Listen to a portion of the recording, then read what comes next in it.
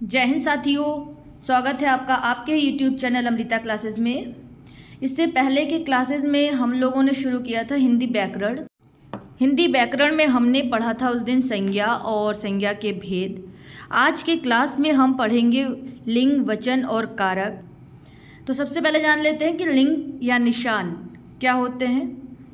शब्द की वह जात जिससे नर या मादा का बोध हो उसे लिंग कहते हैं। लिंग का अर्थ होता है निशान, ठीक है। हिंदी में लिंग दो प्रकार के होते हैं, पुल्लिंग और स्त्रीलिंग। अब कई बार क्वेश्चन आता है, कई सारे शब्द आपके सामने दे दिया जाता है और कहा जाता है कि इनमें से पुल्लिंग शब्द छांटिए या इनमें से कौन सा शब्द पुल्लिंग है, कौन सा शब्द स्त्रीलिंग है। तो आज वही पढ़ेंगे कि कैसे पुल्लिंग और स्त्रीलिंग शब्दों की पहचान हो सकती है। कुछ शब्द ऐसे होते हैं जो कि पुल्लिंग ही यूज़ होते हैं। जैसे सबसे पहला पुल्लिंग की पहचान कैसे करेंगे। शरीर के जो अंग होते हैं वो पुल्लिंग होते हैं, जैसे कान, दांत, मुंह, होठ, पाँव, हाथ, तालू, बाल, अंगूठा, नाखून, मस्तक इत्यादि। ये जो शब्द है सब पुल्लिंग है। लेकिन हर एक चीज़ में अपवाद भी आता है, तो कुछ अपवाद भी है, जैसे कि नाक, आँख, जीभ, इंद्रिय, कलाई, कोहनी। ये सब क्या है, स्त्रीलिंग शब्द है। दूसरा जो पुल्लिंग है वो है जितने भी रत्नों के नाम हैं। रत्नों के नाम जैसे कि तांबा, सोना, लोहा, सीसा, कांसा, पीतल, टिन इत्यादि जितने हैं ये सब क्या होते हैं, पुल्लिंग होते हैं। अगर आपके सामने आप देखिएगा कि कोई भी रत्नों के नाम है तो वो क्या होगा, हमेशा पुल्लिंग शब्द होगा। लेकिन एक अपवाद है, मणि। मणि आपने सुना होगा, तो वो जो है स्त्रीलिंग है। फिर अनाजों के जो नाम होते हैं वो भी पुल्लिंग होते हैं, जैसे जौ, गेहूँ, चावल, बाजरा, मटर, चना, तिल इत्यादि जो होते हैं ये पुल्लिंग शब्द होते हैं। कुछ अपवाद इसमें भी है, जैसे कि मूंग और खेसारी और मकई, ये सब क्या है, स्त्रीलिंग शब्द है। अब बात करते हैं वृक्षों के नाम।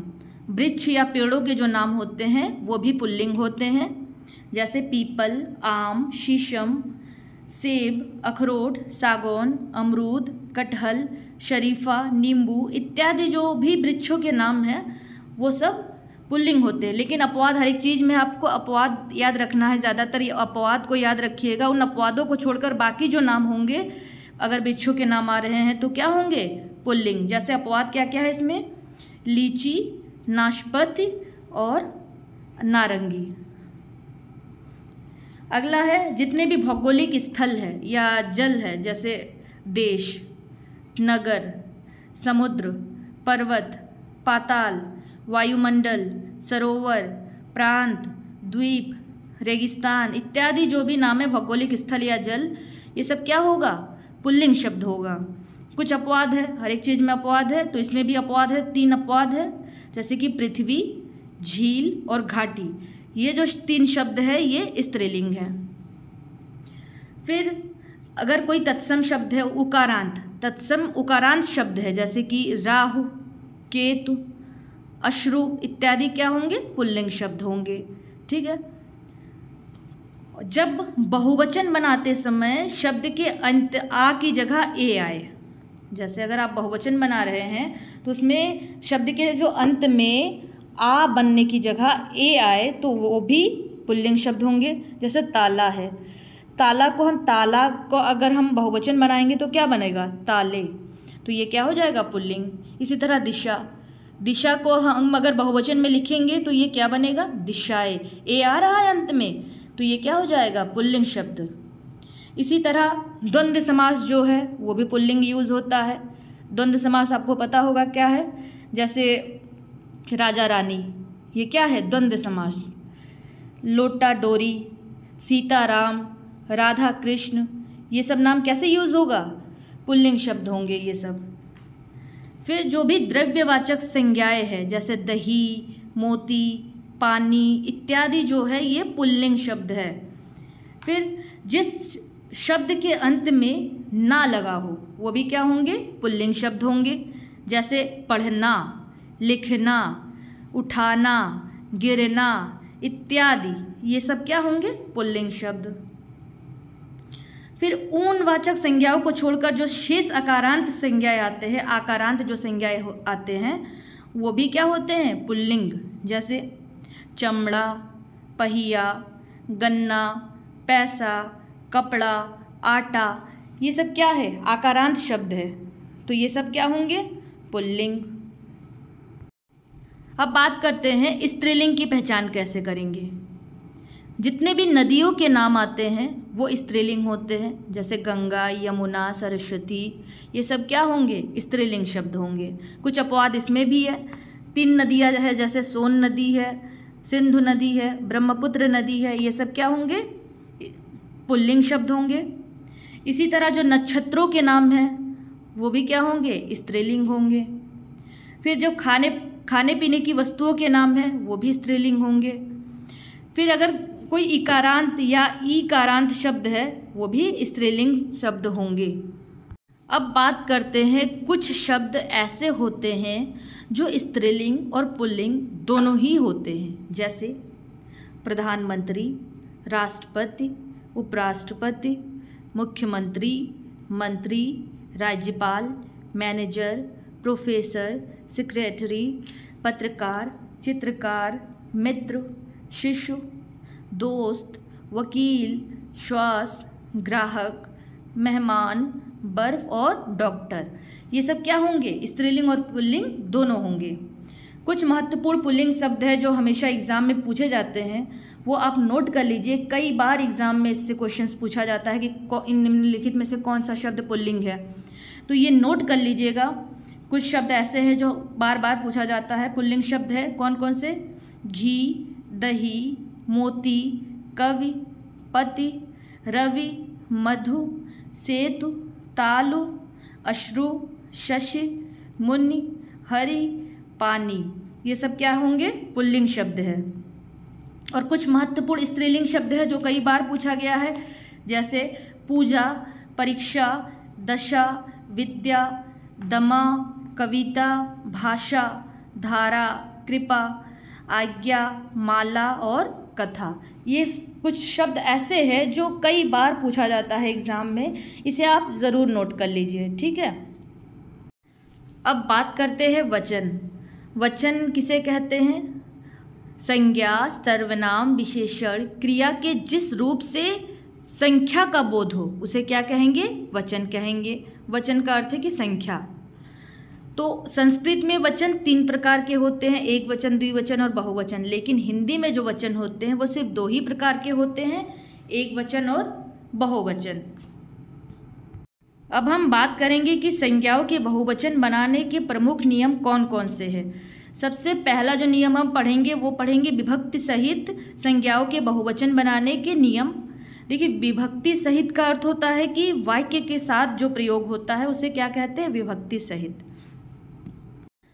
कोई संज्ञा शब्द है, जैसे आपके पास अकारांत, आकारांत और एकारांत। आकारांत और एकारांत का मतलब समझ रहे हैं कि उसका जो अंतिम अक्षर छोटा आ, बड़ा आ और ए से समाप्त हो रहा हो, ऐसे संज्ञाओं को हम क्या कहेंगे, अकारांत, आकारांत और एकारांत संज्ञाओं। और अगर हमें इसे बहुवचन बनाना हो जिसके अंतिम में क्या हो, छोटा आ, बड़ा आ और ए हो, उसे बहुवचन बनाने के लिए हम क्या करेंगे, छोटा, बड़ा और ए को चेंज करके हम वो कर देंगे। जैसे पहला शब्द आप देख लीजिए, लड़का, ये आकारांत शब्द है, बड़ा आ रहा है लास्ट में, बड़ा की मात्रा है तो वो बड़ा आ ही है, तो लड़का जो है आकारांत शब्द है। लड़का को हमें अगर बहुवचन बनाना है तो हम क्या लिखेंगे, लड़कों। गधा, गधा को हम बहुवचन कैसे लिखेंगे, गधों। इसी तरह घोड़ा, घोड़ा को बहुवचन बनाना है तो कैसे लिखेंगे, घोड़ों।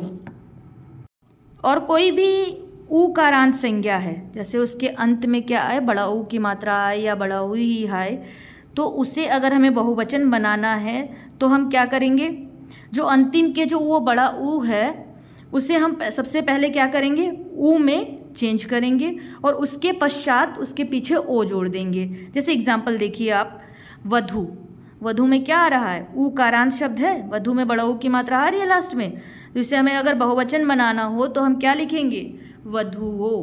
पहले बड़ा ऊ को छोटा ऊ में चेंज करेंगे और फिर ओ आगे लगा देंगे। इस तरह से हम इसे बहुवचन बनाएंगे।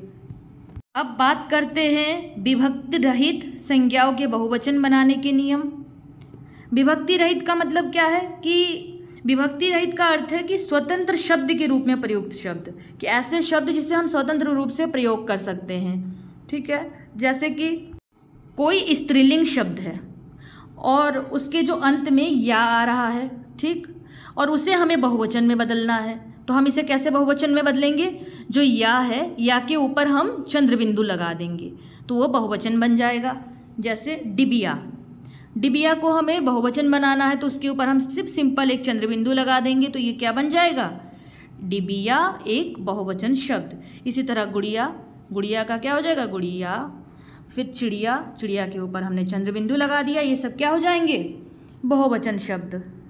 कुछ शब्द जोड़कर भी हम बहुवचन शब्द बना सकते हैं, जैसे गण, वर्ग, जन, लोग व वृंद। ये सब अगर संज्ञाओं के साथ हम जोड़कर भी बहुवचन शब्द बना सकते हैं। जैसे स्त्री, स्त्री के पीछे हम जन जोड़ दिए तो स्त्री जन हो गए, तो ये क्या वर्ड बन गया? एक बहुवचन। इसी तरह नारी, नारी के पीछे हम वृंद लगा दिए तो क्या हो जाएगा? नारी वृंद, तो ये भी एक बहुवचन शब्द है। इसी तरह अधिकारी है, अधिकारी के पीछे हमने वर्ग जोड़ दिया तो ये क्या बन जाएगा? अधिकारी वर्ग। इसी तरह पाठक, पाठक के पीछे हमने गण जोड़ दिया तो क्या बन गया? पाठक गण। अब कोई पुल्लिंग शब्द है, वो आकारांत है, ठीक है, आकारांत पुल्लिंग शब्द है, उसे अगर हमें बहुवचन में बदलना हो तो हम क्या करेंगे? सिंपल आकारांत को हम एकारांत में बदल देंगे, यानी कि बड़ा की मात्रा को छोटी ए की मात्रा में चेंज कर देंगे। जैसे बच्चा, बच्चा आकारांत शब्द है और पुल्लिंग है, इसे हम क्या कर देंगे? एकारांत, यानी कि बच्चे। कपड़ा, कपड़े। इसी तरह कोई आकारांत स्त्रीलिंग एक वचन संज्ञा है अगर, तो उसे अगर हमें बहुवचन बनाना हो तो हम क्या करेंगे? उसके पीछे हम ए जोड़ देंगे। जैसे लता, लताएं, शाखा, शाखाएं, कामना, कामनाएं। ठीक है। इसी तरह अगर कोई अकारांत स्त्रीलिंग शब्द है, कोई अकारांत स्त्रीलिंग संज्ञा शब्द है, यानी कि अंत में उसके क्या आ रहा है? छोटा आ, तो उसे अगर हमें बहुवचन बनाना है तो हम क्या करेंगे? सिंपल ए जोड़ देंगे उसमें भी। जैसे गाय, गाय, रात, रातें, सड़क, सड़कें, बहन, बहनें। कुछ शब्द ऐसे होते हैं जो कि सदैव बहुवचन में ही प्रयुक्त होते हैं। ये शब्द आप नोट कर लीजिए क्योंकि कई बार इन्हीं से ही क्वेश्चंस पूछे जाते हैं, कन्फ्यूज़न इसमें बहुत ज़्यादा हो जाता है। जैसे कि बहुवचन शब्द कौन कौन से हैं? आंसू, दाम, अक्षत, सहायता, दर्शन, लोग, प्राण, होठ। सबसे ज़्यादा जो क्वेश्चन पूछा जाता है वो है आंसू और प्राण से। आंसू और प्राण से कई बार लगभग हर एक एग्ज़ाम में पूछा जाता है कि आंसू और प्राण कौन से शब्द है, ये बहुवचन एक वचन। तो हमेशा आंसू और जो प्राण है ये बहुवचन में ही प्रयोग होता है। तो आगे की क्लास में हम लोग कारक पढ़ेंगे। आज की क्लास में बस इतना ही। Thank you. जय हिंद।